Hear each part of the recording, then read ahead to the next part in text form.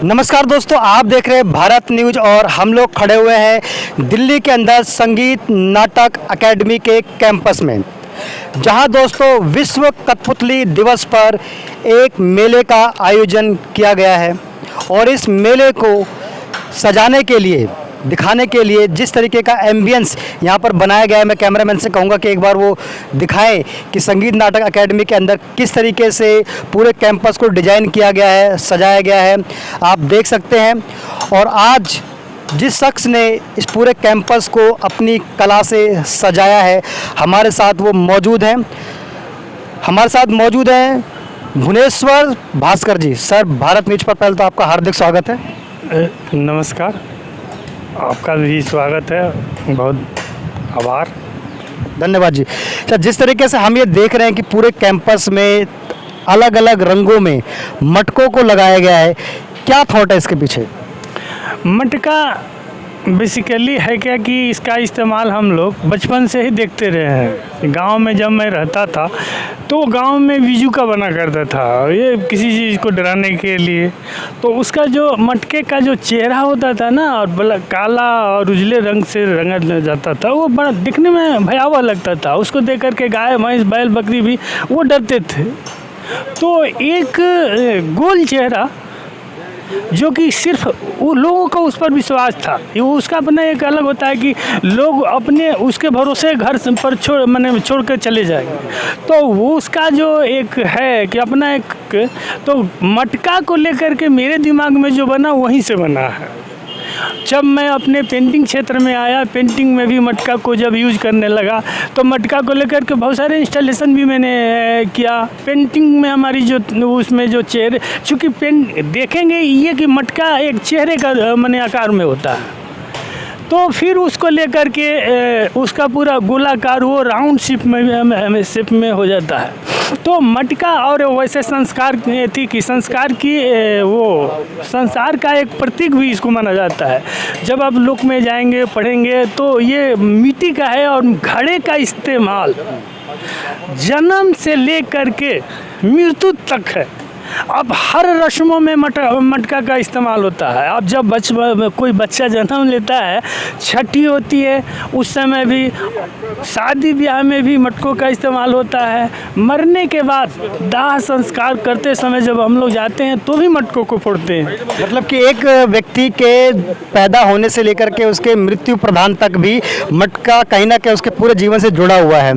तो जैसे कैंपस में हमने देखा कि कई सारे मटके, लगभग कितने मटकों का यहाँ पर इस्तेमाल किया गया है? यहाँ पर हम 110 मटका का इस्तेमाल कर रहे हैं। हाँ, ये सारे मटके मैं यहीं बाज़ार से, गांव में एक बाज़ार है, वहाँ से मैं दुकान से लाया और सबको फिर एक एक्रेलिक कलर से उसको रंग करके फिर उस पर अलग अलग चेहरे, अलग अलग मुख्स दे करके ये काम किया गया है। मतलब जो मटके हैं वो अलग अलग चेहरा है उसका? हाँ, वो हर आदमी का, जिसे होता है ना कि हर आदमी सुबह से शाम तक देखेगा कि अलग अलग मूड्स में जीता है। कभी रोता है, कभी मतलब कभी हंसता है, तो उसके चेहरे की लकीरें बदलते रहती है। हंसेगा तो उसका एक्सप्रेशन कुछ और होगा, रोएगा तो एक्सप्रेशन कुछ और होगा, साथ में बात करेगा तो कुछ और होगा। चेहरे सब कुछ का बोल देते हैं, चेहरे सब कुछ बयां कर देते हैं। भास्कर जी, आपने एक पुस्तक भी लिखी हुई है, भोजपुरी लोक संस्कृत और परंपराएं। ये जो किताब है जो आपने लिखी भी है और लोगों के पास पढ़ने के लिए भी है, इस किताब को लिखने के पीछे का आपका उद्देश्य और कहाँ से ये प्रेरणा मिली कि आप ये किताब को लिख पाए? बेसिकली हमारा कल्चर हमें शुरू से प्रभावित करते रहा है। हम गांव में रहते थे तो मेरे भीतर एक उत्सुकता रहती थी, दीदी हमारी पीढ़ियाँ क्यों कर रही हैं, क्यों लगा रही हैं, यहाँ शादी ब्याह में ये काम क्यों हो रहा है, ये क्यों मेरे दिमाग में बड़ी घूमता था।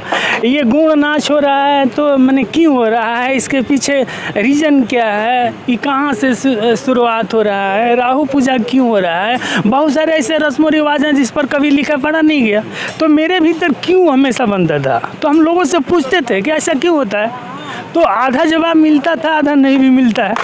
तो बहुत सारे लोगों ने फिर बोला कि इसके गीतों को पढ़िए, जब मैं गीतों को सुनने लगा तो बहुत सारा मैंने उसका कारण गीतों में है। जैसे गुण नाच को देख लीजिए, गुण नाच में एक बात है कि कौन करन हुड़ का तोहरो जनमिया, कौन करन ले लो तू पैसार। तो वो कहता है कि बेटा वे कारण हुड़ का हमरो जनमिया, गुण में घर लिए नहीं हम पैसा। तो मैंने हम क्यों जन्म लिया गुण के घर, वो उन गीतों में है। उसी तरह है कोहबर का, जब हम गीत लिखते हैं तो उसमें जब को पिनिया लेखन कोहबर लेखन करते हैं तो उसमें है कि लिखी न भीति पढ़ोरी न कोहबर, जहाँ उतरे नवाब कोहबर। इसका मतलब है कि हमारी परंपराओं को जानना है तो आपको एक साथ सब कुछ देखना होगा। जब आप चित्र बनाएंगे तो गीत भी गाएंगे, आप संगीत भी करेंगे, आप डांस भी करेंगे।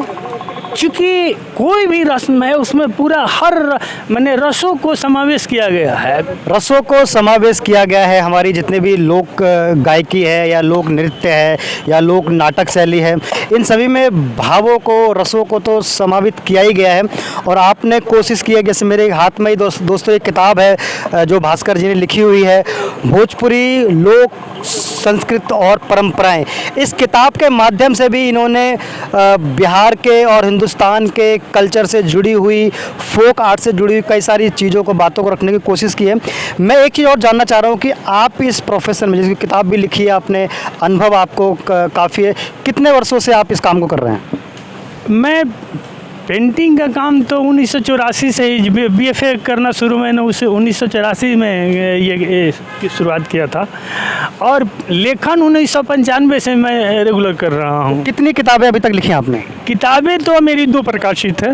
ये भोजपुरी लोक संस्कृति और परंपराएं, इसमें 44 मैंने है आलेख, और अभी एक किताब फिर आई है जिसमें देश के जो अभी प्रतिष्ठित चित्रकार हैं, सिर्फ चित्रकार, उन 23 लोगों का सिर्फ इंटरव्यू, सिर्फ साक्षात्कार है। वो बहुत जगह मैगजीनों में छपी हुई है, उसको अभी उन्होंने ये प्रकाशित किया है, संग्रह करके किया है।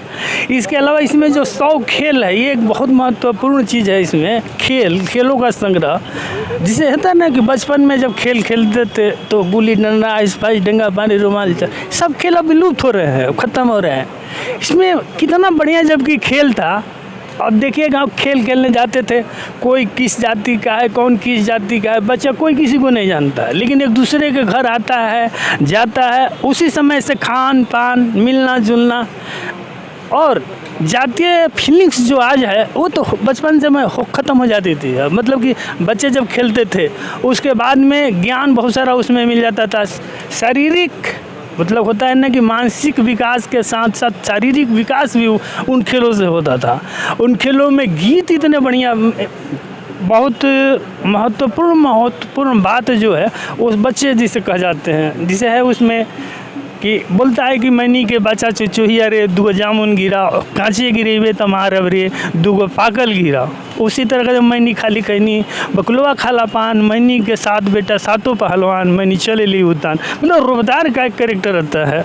उसी तरह है कि राम जी हंसुआ दाऊ हंसुआ काहे के, पूरा लंबा खरई कटावे के, वो खरई काहे के, मतलब ये एकदम गीतों का अलग अलग उसमें है, उसका सामाजिक परिप्रेक्ष्य बिल्कुल अलग अलग है। तो गीतों को भी समझने की थोड़ा ज़रूरत है कि हम क्यों गीत गा रहे हैं, उसको क्यों रख रहे हैं, ये बहुत ज़रूरी है। जानते हैं, एक बार से उस पर देखने की और सोचने की ज़रूरत है। बहुत सारी चीज़ें हम लोग छोड़ रहे हैं उसके चलते, हम चूँकि हमारे कल्चर में है, तो ये सारी चीज़ें मुझे शुरू से बड़ी प्रभावित करता था। जैसे आज आपने किस पुस्तक के माध्यम से खेलों की बात करी है, जैसे कि हम वर्तमान में देखते हैं कि ज़्यादातर बच्चों का जो रुझान है वो कार्टून्स में है और वो वीडियो गेम्स में होता है या टीवी देखने में होता है। तो उन बच्चों को, उन पेरेंट्स को आप क्या कहना चाहेंगे कि जो आज की डेट में जानते सब कुछ, ऐसा नहीं कि हम लोग जानते नहीं हैं या परिचित नहीं हैं, हमारे जो आज जो पेरेंट्स हैं वो कभी बच्चे थे, उन्होंने ये खेल खेले हैं, लेकिन वो अपने बच्चों को ये चीज़ क्यों नहीं ट्रांसफ़र कर पा रहे? देखिए, ये ट्रांसफ़र करना चाहिए, नहीं कर रहे हैं तो फिर वो ये एक माने एक कुड़िए हो रहे हैं, एक दिशा की ओर वो सोच रहे हैं। बच्चों का जो गेम है अभी का बहुत घातक है ये गेम, इसलिए कि इससे सिर्फ आपका मानसिक विकास हो रहा है, फिजिकली विकास नहीं हो रहा है। बच्चे अभी देख लीजिए कोरोना में 2-2 साल बच्चे घर से रह गए, घर में रह गए, सब कितने कमज़ोर हो गए, या तो बहुत ताकत माने शरीर उनका अनबैलेंस हो गया। खेलने के लिए तो वो हर दिन खेलते ही रहते हैं, चूँकि उनकी मजबूरी भी है नहीं है, लेकिन बच्चों के साथ खेलना ज़रूरी है ताकि उसका शारीरिक विकास हो, एक दूसरे के यहाँ आना जाना बहुत ज़रूरी हो। जो बच्चे बचपन में एक दूसरे के घर जाते हैं उन्हीं के भीतर सामाजिकता जा कर के बनती है, वो सामाजिक हो पाते हैं। नहीं तो क्या होता है, एकल परिवार हो जाते हैं, एकल बच्चे हो जाते हैं, सिर्फ अपने बारे में सोचेंगे, फिर आपका समाज क्या होता है वो जानेंगे नहीं। ये जानने के लिए बच्चों के भीतर खेल को भरना ज़रूरी है, खेल गीतों को जानना ज़रूरी है और खेल को खिलाना बहुत ज़रूरी है। जैसे अभी आपने समाज की बात की कि समाज से जुड़ाव बच्चों का तभी हो पाएगा जब वो खेलों से जुड़ेंगे, परंपराओं से जुड़ेंगे, लोकगीत से जुड़ेंगे। ये जो संगीत नाटक अकेडमी भी जो आज ये जो 5 दिन का फेस्टिवल आयोजित कर रही है दिल्ली के अंदर, और भी अलग अलग कुछ राज्यों में भी इसका आयोजन किया जा रहा है, इस तरीके के जो इनिशिएटिव संगीत नाटक अकेडमी में ने लिए हैं, इसको लेकर के आप क्या कहते हैं? क्योंकि ये प्रयास पूरा है या और भी ज़्यादा होना चाहिए?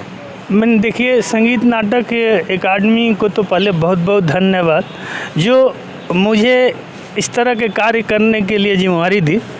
और ये सबसे पहले आज से 7-8 साल पहले मतलब कि एमईएस डिज़ाइनिंग के लिए इन्होंने मुझे अगरतला भेजा। अगरतला पर यहीं 125-150 मटका लेकर के मैंने वहाँ काम किया। उसके बाद में वहाँ के बाद फिर यहाँ आपको यहीं बगल में स्टेडियम जो ये जो है इसमें किया। अभी पिछले साल चड़कियापुरी में भी किया। कई बार ये काम इनके साथ में एमईएस का करता रहा हूँ और बहुत बढ़िया है ये काम। अभी जो करते हैं ना ये बहुत बढ़िया है और बहुत ही उसको रखने वाली बात है। उसको मैंने धरोहर है, ये सारी चीज़ जो काम कर रहे हैं ना ये सब धरोहर रूप में रह जाएंगी चीज़ें, और बहुत कर रहे हैं काम। और मुझे तो बहुत अच्छा लगता है कि ये सारा जो अन्य लोग नहीं कर पा रहे हैं धरोहर की चीज़ें ये करते हैं। इनके साथ मैं भिखारी ठाकुर का कार्यक्रम करने छपरा गया था, वो गजब का कार्यक्रम था। और मैंने छपरा में उतने उस आदमी छपरा मैंने भिखारी ठाकुर को याद जिस रूप में इन लोगों ने याद किया और सामने रखा और उस पर जो बातचीत हुई छपरा में, हम खुद गए थे वहाँ। बहुत सारे भिखारी ठाकुर और उनकी जो मंडली थी, उनकी जो टोली थी, उनको सब घरों में ही मैंने बनाया था। वो एक का चेहरा जो था वो भिखारी ठाकुर का था, बगल में बहुत सारे भिखारी ठाकुर, वो धोती कुर्ता सब। तो इस लिहाज से संगीत नाटक अकादमी अभी बहुत अच्छा काम कर रही है, बहुत बढ़िया बहुत बढ़िया। तो जैसे कि संगीत नाटक अकेडमी जैसा कि आपने कहा कि बहुत अच्छा काम कर रही है, और जो लोग अभी तक इस कार्यक्रम से नहीं जुड़े हैं या आज की जो जनरेशन है यहाँ इस मंच से आप क्या संदेश देंगे उनको? देखिए जुड़ना चाहिए, थोड़ी सी अपने भीतर भी उत्सुकता रखनी चाहिए कि अगर एकेडमी मुझे नहीं सूचना दे रही है तो हम उनके पास थोड़ा सा अपने बारे में आखिर बताएंगे तब तो हमारे बारे में वो जानेंगे।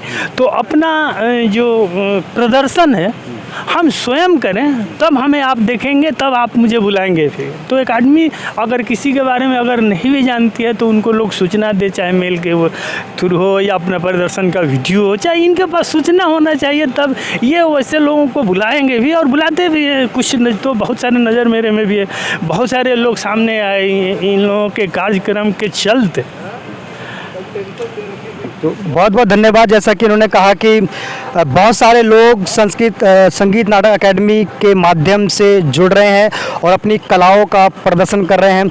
जैसे कि जो कठपुतली विश्व कठपुतली दिवस था कल, और आज इसका आयोजन हो रहा है, अभी 2-3 दिन और भी चलेगा।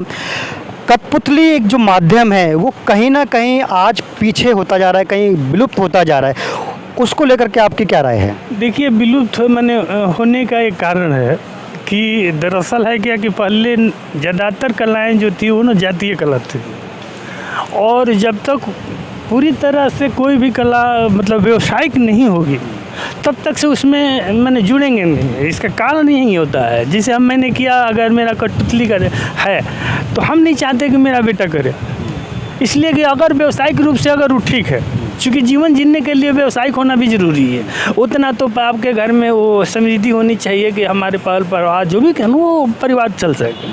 तो इसका रीज़न एक ये भी है कि बहुत सारी कलाएँ हैं जो विलुप्त होती जा रही हैं, उसका मेन रीज़न नहीं है कि उनका उसमें वंशानुगत रूप से व्यावसायिक करण नहीं हो रहा है। अगर उनको जैसे कि आप बोल रहे हैं कि व्यावसायिकरण नहीं हो रहा है, तो क्योंकि संगीत नाटक अकेडमी भी है और अपना मिनिस्ट्री ऑफ कल्चर भी है, सरकार के और भी महकमे हैं जो इसके लिए काम कर रहे हैं, तो आप सरकार को क्या संदेश देंगे जिससे कि ये जो व्यावसायिकरण इस पूरे माध्यम का और इस वर्क का हो पाए? देखिए, बस एक ही होता है कि किसी भी व्यक्ति को बाज़ार में कैसे रखें। बाज़ार मेरा गलत सेंस में नहीं है, समझ गए ना। उसका जो मूल उचित है उसको मैंने हर जगह प्रदर्शन में बुलाया जाए, कहीं प्रदर्शनी होती है उसको लाया जाए, या बहुत सारे अनुदान भी होते हैं जिससे वो अपना कार्यक्रम कर सकते हैं, वो दिया जाए और कलाकारों को सेल्फ खड़ा किया जाए। बिचौलिए को बीच में नहीं लाया जाए। जानते हैं बिचौलिए बहुत सारे मैंने तो देखा भी है, बहुत सारी चीज़ों के कला में मारते हुए लोगों के बिचौलिए बहुत सारे मार जाते हैं। तो इसलिए बचना चाहिए और मूल आर्टिस्ट कलाकार को सामने लाना चाहिए। तो दोस्तों, मूल आर्टिस्ट कलाकार को सामने लाना चाहिए, जिस पे कि हमारी भारत सरकार बहुत अच्छा कदम उठा भी रही है और आगे सरकार को उठाना भी चाहिए। आपने भारत न्यूज़ को समय दिया, इसके लिए बहुत बहुत धन्यवाद। आपको बहुत बहुत धन्यवाद। फिर हम मिलेंगे आपके साथ। धन्यवाद, फिर मिलेंगे। दोस्तों देखते रहिए, जुड़े रहिए भारत न्यूज़। धन्यवाद।